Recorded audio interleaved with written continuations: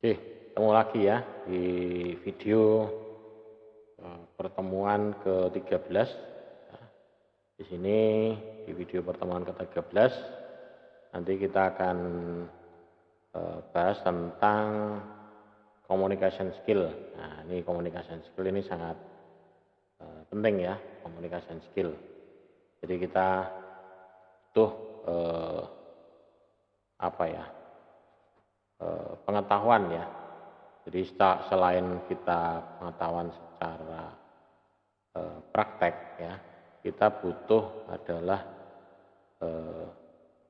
pengetahuan cara ini skill ya dari komunikasi, karena yang kita hadapi apalagi di era pandemi ini ya, ini mestinya banyak sekali yang melakukan konsultasi ya, konsultasi melalui telepon ya, melalui WA ya, melalui email. Nah, jadi kita mestinya bisa menggunakan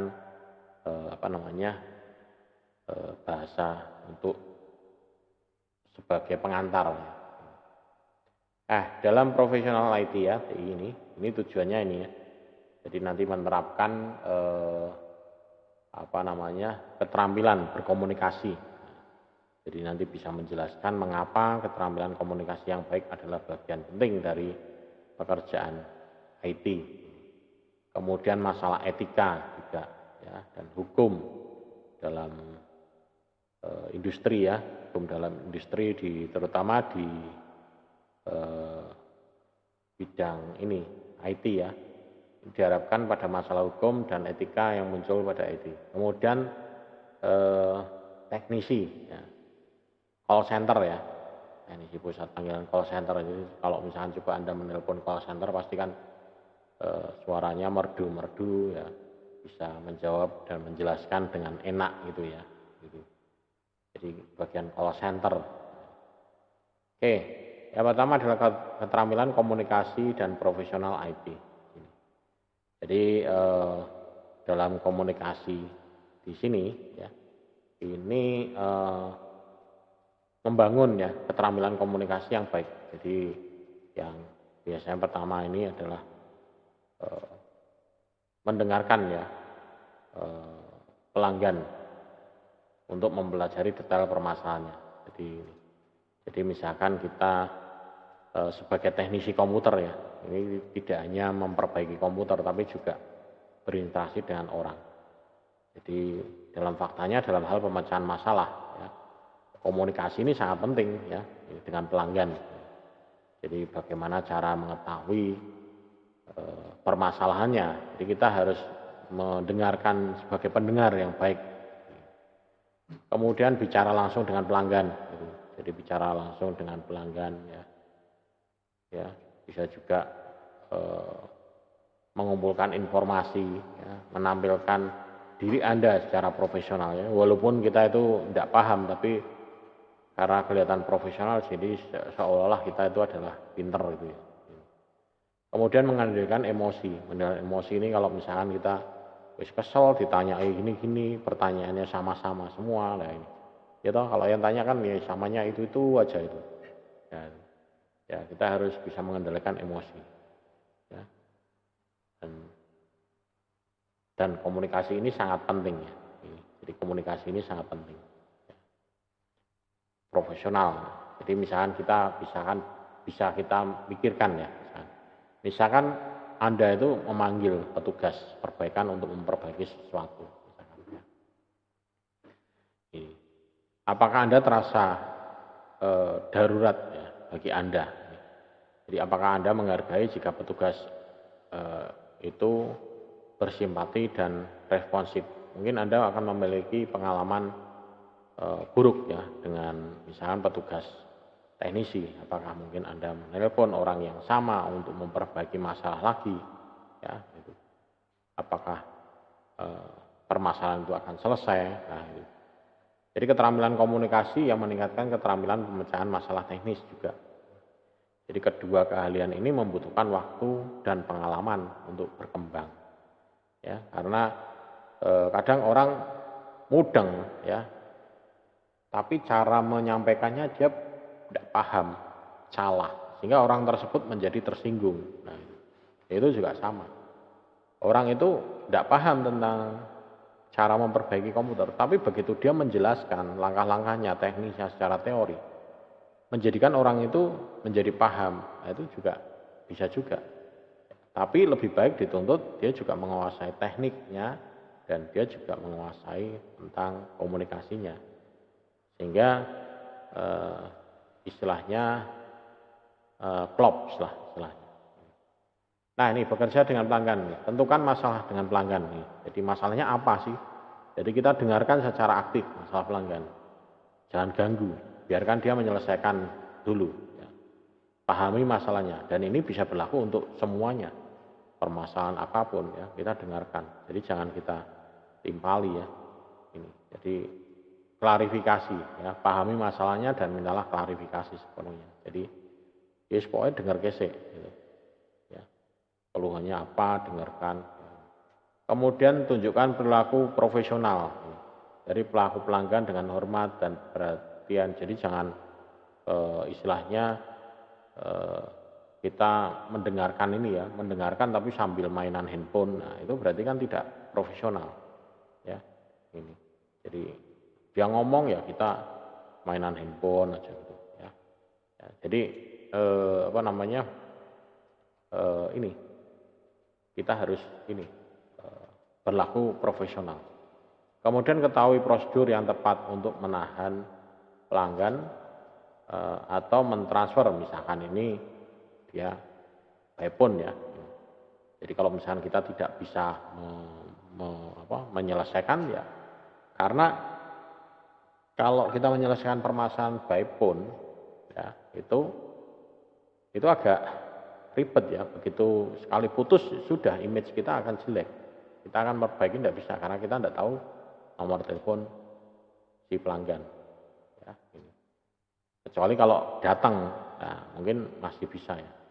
Kemudian jelaskan bagaimana Anda dapat membantu pelanggan. Nah, jadi beritahu, oh baik Pak, misalkan gitu ya. Ya,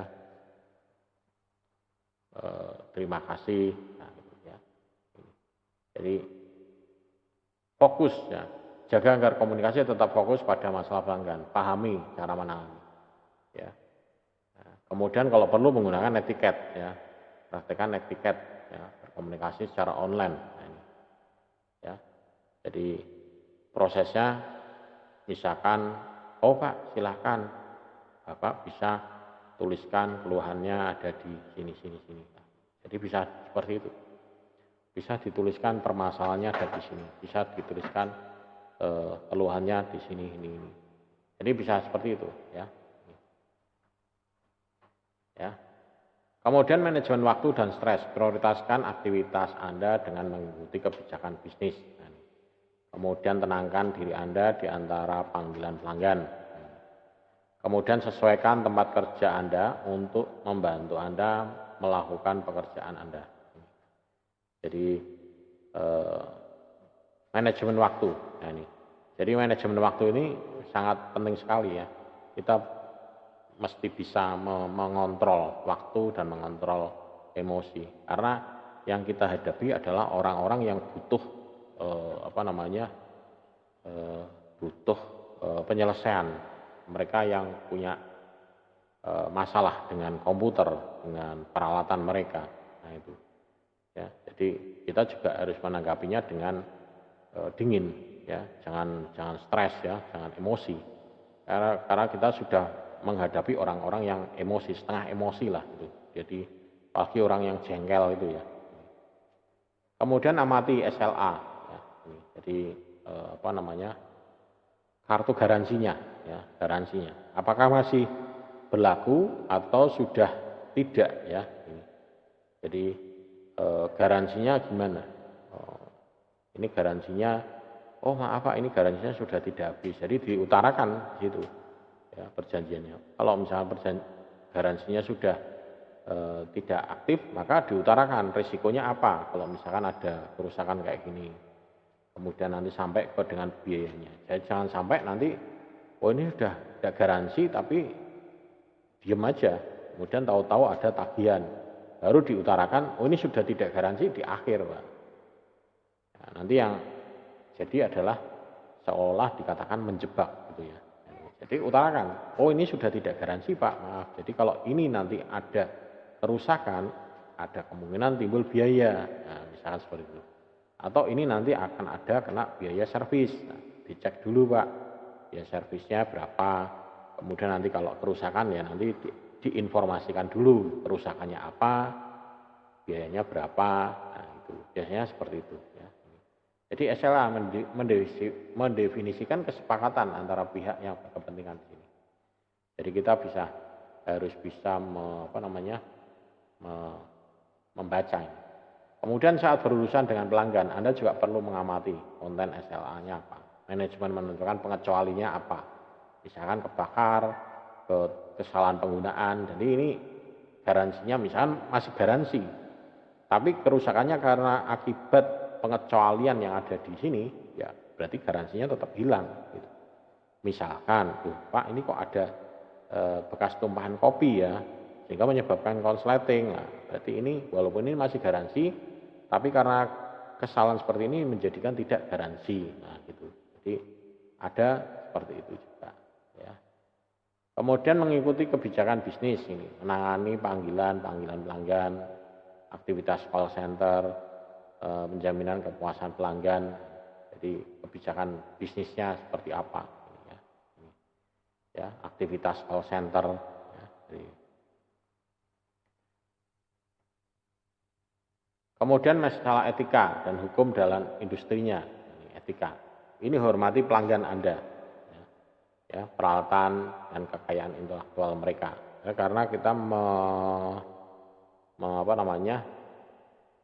membuat atau misalkan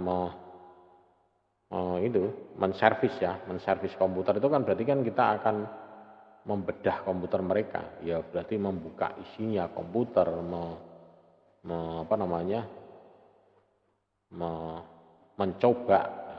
mencoba semua yang ada di dalam komputer. Nah, berarti kan kita dengan secara tidak langsung akan mengetahui semua peralatannya, kekayaan intelektual mereka. Mungkin di sana ada hasil karyanya berupa skripsi atau berupa karya-karya gambar atau apa. Nah, itu. Ya. Nah, ini. Jadi pertimbangan secara hukum. Beberapa contoh ini, jangan membuat perubahan apapun pada konfigurasi perangkat lunak dan perangkat keras tanpa izin. Misalkan mengubah wallpapernya, mengubah icon-iconnya, merubah tata letaknya, ya, merubah tampilannya tanpa seizinnya. Ya. Kemudian mengakses akun pengguna pelanggan tanpa izin. Ya, di situ ada alamat emailnya atau login ya itu, atau login. Nah. Biasanya ada yang nyimpen ya. Ya, punya saya itu kan juga nyimpen ya. Passwordnya nyimpen di sini, auto login. Begitu masuk Windows Mail langsung auto login. Nah, itu. Jadi kalau bisa ya jangan mengakses. Mengakses ini dalam arti mengakses akun tanpa izin. Termasuk mengakses file-file data dokumen, misalkan doc atau data-data dokumen apa yang lain. Atau pelanggaran undang-undang hak cipta. Wah, udah tahu ini ada gambar-gambar, di copy aja. Oh, ini ada game-game, ini di copy aja. Ini ada ini di copy. Nah, itu termasuk melanggar. Ya. Kemudian menggunakan sumber daya IT, pelanggan tanpa izin. Ya. Wah, servis laptopnya diservis. Ya. Laptopnya nganggur kok, dipakai aja untuk kerja. Atau dipakai untuk nyervis di tempat lain. Nah, itu tidak boleh. Wah, itu komputernya itu ngambilnya kapan? Oh, mungkin Pak. Kemarin katanya 2 minggu lagi mau baru diambil karena dia ada biayanya belum ada untuk ngambil, jadi nunggu gajian dulu baru bisa ngambil. 2 minggu, 2 minggu tak pakai dulu, tak bawa. Nah, itu. Buat tak pakai untuk nyervis wifi di sana. Nah, itu tidak boleh. Ya, itu. Perizinan, ini lisensi pribadi, ada lisensinya, ada lisensi pribadi, lisensi perusahaan, ada open license, ada lisensi komersil. Nah, ini juga. Ini program yang biasanya berjalan hanya pada satu mesin, nah, ini lisensi pribadi. Ya, lisensi pribadi ini personalization, biasanya ini OEM ya. Kalau beli laptop ya udah lisensinya ini. Kemudian ada yang lisensi perusahaan membayar karyawan untuk menggunakan perangkat lunak ini. Jadi ada lisensi per perusahaan. Kemudian ada juga lisensi terbuka, open license. Kalau ini lisensinya bisa dipindah-pindahkan, ya, mengubah dan ke tempat-tempat lain. Biasanya ini yang open license biasanya perusahaan yang besar, kampus itu menggunakan open license. Ya. Kemudian lisensi komersil ini memungkinkan penerima lisensi menghasilkan uang dari perangkat lunak tersebut. Jadi dia dikomersilkan ya. Ini jadi misalkan untuk warnet atau untuk game center kayak gitu. Ya. Kemudian manajemen hak cipta. Nah, ini perangkat lunak dirancang untuk mencegah akses ilegal ke konten atau perangkat digital. Manajemen hak digital.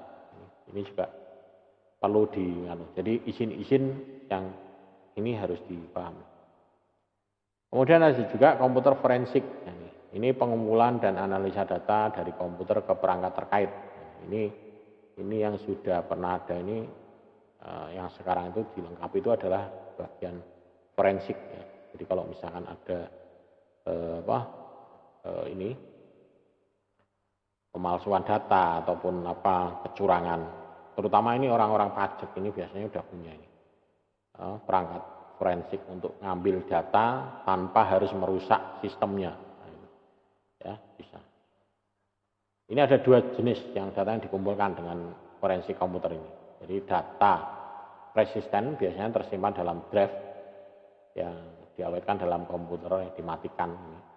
Kemudian ada juga data yang mudah menguap, hilang saat komputer dimatikan.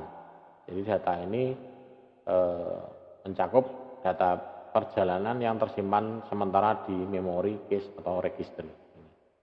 Jadi ini data yang mudah hilang. Jadi ada dua ini yang dikumpulkan. Cuman saya belum pernah lihat ya mekanisme cara kerjanya, cara penggunaan komputer forensik ini untuk membaca data yang pernah ada di RAM, cache ataupun register. Nah, tapi sepertinya sih bisa katanya ya komputer forensik. Jadi ya kayak semacam ini flash disk atau hard disk yang sudah dihapus datanya itu masih bisa dibaca lagi. Ya. Kemudian di hukum cyber, soal pertama, personal IT ini harus memahami tanggung jawab dan kewajiban terkait kejahatan dunia maya, baik di negara, wilayah, ataupun negara bagian. Jadi kita harus memahami tentang personal IT. Kemudian ketahui kebijakan perusahaan terkait dengan kejahatan dunia maya. Dan pahami cara menyimpan bukti jika aktivitas ilegal ditemukan. Nah, jadi kalau misalnya kita menemukan aktivitas ilegal, cara menyimpan buktinya itu bagaimana? Ya, ini harus perlu dipahami, jangan sampai malah itu nanti menjadi bumerang. Kita yang menemukan bukti, malah kita yang menjadi terdakwa. Ya. Kemudian dokumen dan lacak lacak kembali ini. Jadi selalu dokumentasikan pekerjaan yang telah dilakukan. Kemudian dokumentasikan bagaimana bukti ini dikumpulkan. Siapa yang memiliki akses dari bukti ini dan di mana disimpan. Gitu. Jadi itu penting ya. Siapa yang memiliki bukti dan di mana disimpan dan nyimpannya bagaimana. Gitu. Kemudian call center, istilahnya teknisi pusat panggilan ya, call center. Di call center ini teknisi tingkat pertama ya. Jadi dia ada prioritasnya, down, komputernya mati. Ini berarti urgent, tingkat urgent pertama. Masalah hardware mungkin dia tingkat 2, level 2, software level 2, network level 2, enhancement ini mungkin level 3 ya ini. Jadi ada prioritasnya di sini pada saat kita menangani ya, level-level prioritasnya. Jadi tidak semuanya terus diambil sama rata itu enggak. Ya, jadi kita bisa melihat prioritasnya. Oh ini sana servernya mati. Berarti itu harus diprioritaskan itu, jangan sampai terlalu lama. Itu nanti kalau terlalu lama itu nanti kasihan itu pelanggannya gini lah ya. Jadi harus diprioritaskan. Hardware juga sama, hardwarenya ini satu atau lebih perusahaan komputer tidak fungsional dengan benar. Ini sangat penting. Kemudian software ini satu atau banyak dalam perusahaan komputernya ini softwarenya mengalami error. Jaringannya juga sama, satu atau lebih perusahaan komputernya tidak dapat mengakses jaringan. Jadi masuk kategori urgent. Tapi kalau misalkan sudah down, ini masuk urgent yang pertama. Ya, komputer tidak bisa mengoperasikan dan akses komputer. Nah, ini berarti sudah masuk urgent sekali. Kemudian di bagian call center di sini ya, lingkungan kerjanya sangat sibuk ya dan cepat. Mungkin 24 jam dalam 7 hari. Jadi kalau ada arti 24 jam 7 ini berarti dia di sini adalah full time 24 jam. Tapi sifatnya dia bergantian, shift ya. Tidak mungkin satu orang. Jadi shift. Ya, jadi 24 jam sehari selama 7 hari. Jadi hari Minggu pun tetap buka call center. Coba misalkan hari besar agama, ada coba nelpon 108, pasti ada yang jawab. Ya. Malam hari jam 12 malam, telepon 108, pasti ada yang jawab. Ya, itu.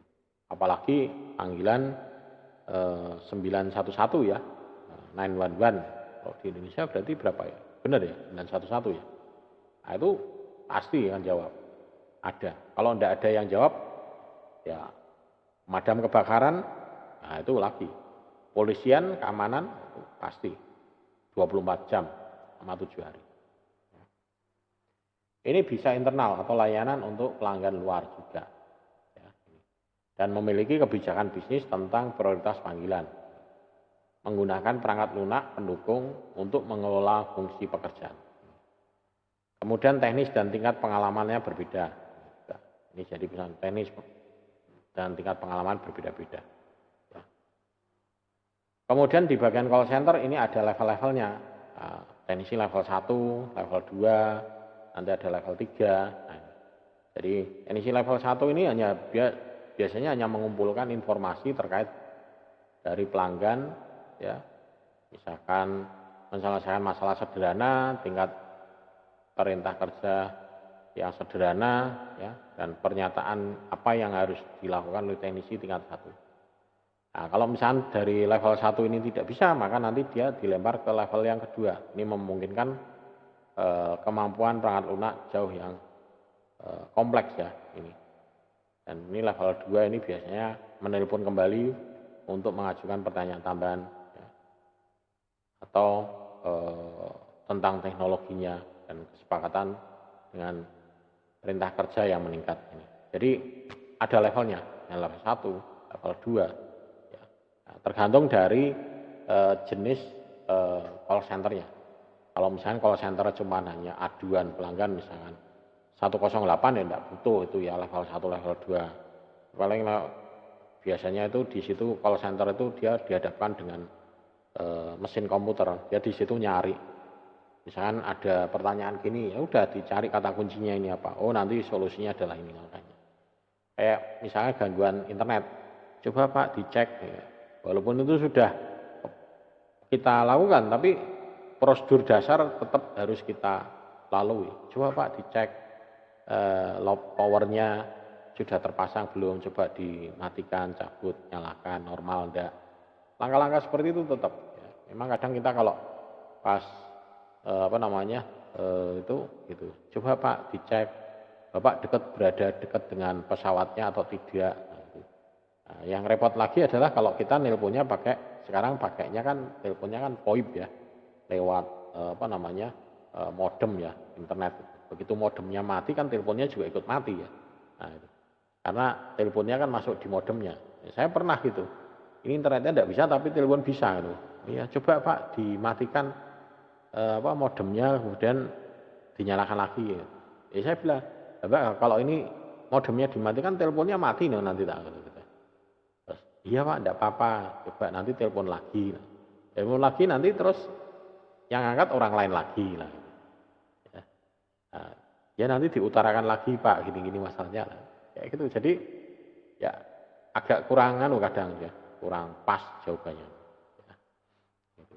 Nah ini, jadi call center. Ya, tapi memang itu dia harus sabar ya call center. Apalagi menghadapi tipe-tipe apa namanya, tipe-tipe orang yang istilahnya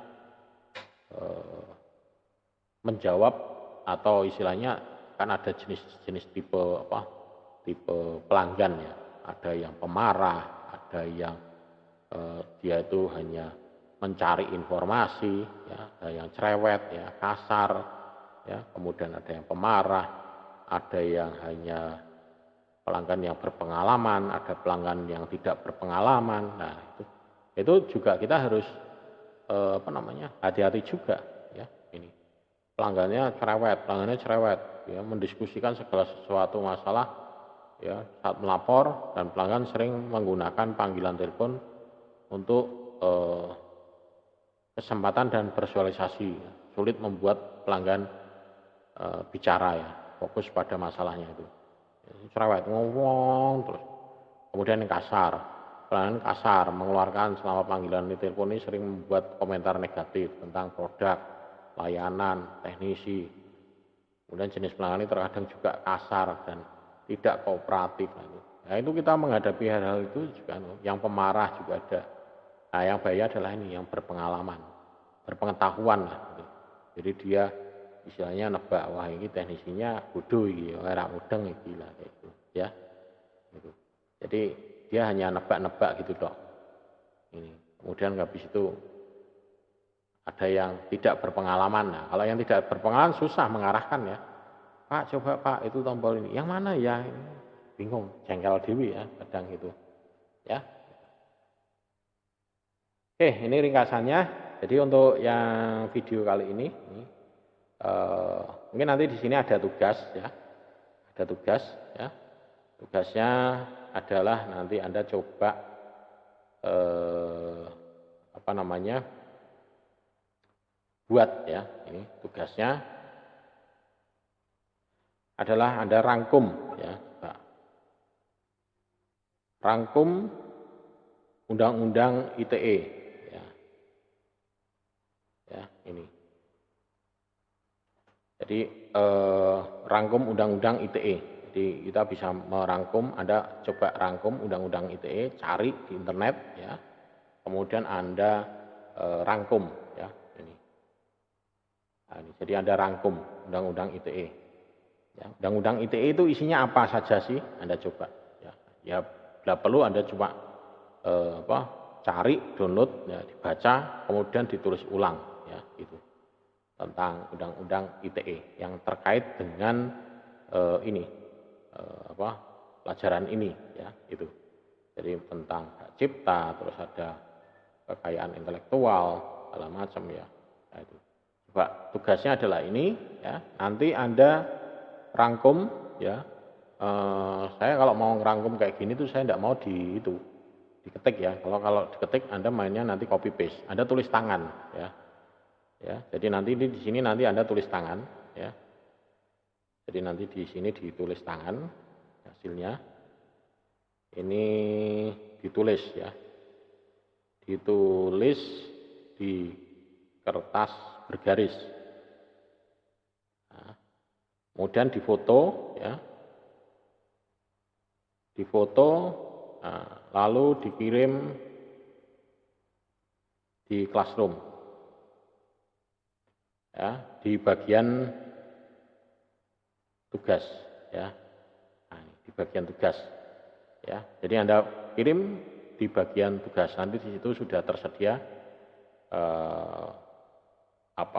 tempatnya, jadi Anda masukkan aja di bagian tugas. Jadi nanti ditulis di kertas bergaris ya.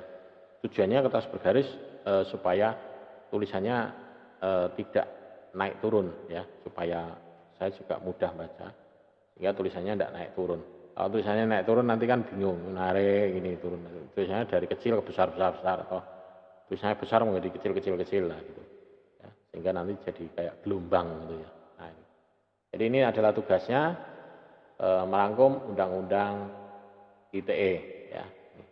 Ini Anda bisa cari di internet ya. Kalau bisa cari yang terbaru dan penjelasannya yang lebih detail ya. Tidak semuanya Anda tulis. Yang namanya merangkum kan berarti Anda bisa ngerangkum dari 100 lembar jadi 10 lembar gitu, enggak apa namanya kan merangkum ya, gitu. Merangkum itu mestinya kecil, hanya ditulis poin-poinnya saja ya, gitu ya. Mungkin itu saja, dan ini nanti tugasnya Anda bisa upload di Classroom di bagian tugas ya. Terima kasih sebelumnya, dan mohon maaf kalau apabila ada kesalahan dalam hal penyampaian dan tutur kata. Terima kasih, sampai ketemu di pertemuan video selanjutnya.